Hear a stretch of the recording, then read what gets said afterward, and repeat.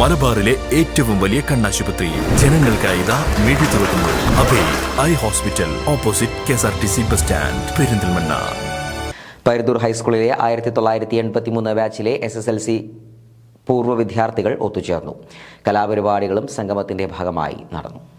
Four 83 എന്ന പേരിലാണ് പരുതൂർ ഹൈസ്കൂളിലെ 1983 SSLC ബാച്ച് പൂർവ്വ വിദ്യാർത്ഥി സംഗമം സംഘടിപ്പിച്ചത്. ഇതോടൊപ്പം അധ്യാപകരെ ആദരിക്കലും നടത്തി. പുലാമന്തോൾ എമറാൾഡ് റിസോർട്ടിലാണ് സംഗമം ഒരുക്കിയത്. അബ്ദുൽ കരീം ചടങ്ങിൽ അധ്യക്ഷനായിരുന്നു.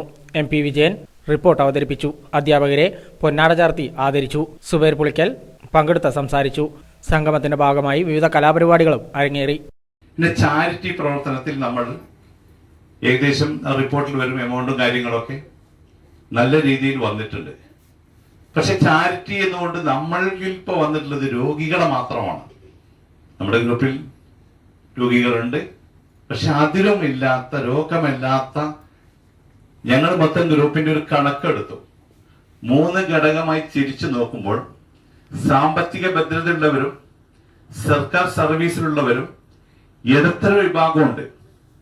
അവർ നിർഭാഗ്യമായി നമ്മുടെ ഗ്രൂപ്പിൽ നിന്ന് അകന്ന് നിൽക്കുകയാണ്. പക്ഷെ അവരും കൂടെ നമ്മൾ കൂട്ടി ചേർത്ത് പിടിക്കണം. ഈ പാർശ്വവൽക്കരിച്ച് ഒറ്റപ്പെട്ടവരെ പിടിച്ചു നിർത്തുമ്പോഴാണ് ഗ്രൂപ്പിന് സജീവത ഉണ്ടാകുക. അതുകൊണ്ട് നമ്മുടെ ഗ്രൂപ്പിൽ മറ്റു പല രൂപത്തിലുള്ള പ്രയാസപ്പെടുന്ന ചർച്ചകളും ഞങ്ങൾ ഗ്രൂപ്പിലിടുമ്പോൾ അതിനോടുകൂടി നിങ്ങൾ സഹകരിക്കണം. അത് പറയാൻ കാരണം വെച്ചാൽ നമ്മൾ അനാവശ്യമായിട്ട് ഒരുപാട് ഗ്രൂപ്പുകളിൽ സമയം കളയുന്നുണ്ട്.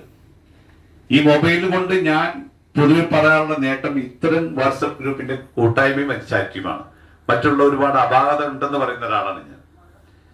ചില കുട്ടികളുമായി മോട്ടിവേഷനുമായി ബന്ധപ്പെട്ട് പോകാൻ സാറിന് അറിയാം. അപ്പോഴൊക്കെ ഞാൻ പറയുന്നൊരു ദുരന്തമാണ് ഇതെന്നാണ് പറയാറുള്ളത്. പക്ഷെ അതിന് നേട്ടം ഇതാണ്. ഇപ്പൊ നമ്മള് കൊട്ടാര സദൃശമായ വീട് പണിയത് ഡെക്കറേഷന് ഓട് വെക്കുന്നവരാണ് നമ്മൾ. പക്ഷെ തൊട്ടപ്പുറത്ത് നമ്മുടെ സഹപാഠി ഒരു ഷീറ്റ് വലിച്ച് കെട്ടാൻ പറ്റാത്ത വീട് പോലും ഉണ്ടായിട്ടുണ്ട്. ഞങ്ങൾ ഗ്രൂപ്പിൽ ഇടപെട്ടിട്ടുണ്ട്. അപ്പോ നമ്മുടെ സ്വന്തം നേരം നോക്കുമ്പോൾ മറ്റുള്ളവരെയും കൂടെ ചേർത്ത് പിടിക്കണം. ഭൂമിയിലെ മാനവസേവ മനുഷ്യൻ സ്നേഹിക്കുമ്പോഴാണ് മാധവസേവനം. മാധവൻ ഈശ്വരനാണെങ്കിൽ മാനവ സേവ മനുഷ്യൻ സ്നേഹിക്കണം. മനുഷ്യൻ താഴേക്കല്ലിൽ കൂട്ടി പിടിക്കണം.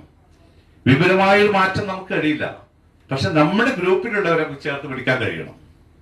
അതുകൊണ്ട് അത്തരം പ്രവർത്തനങ്ങളൊക്കെ പറയുമ്പോൾ അതിനോട് ആത്മാർത്ഥമായി നിങ്ങൾ സഹകരിക്കണം.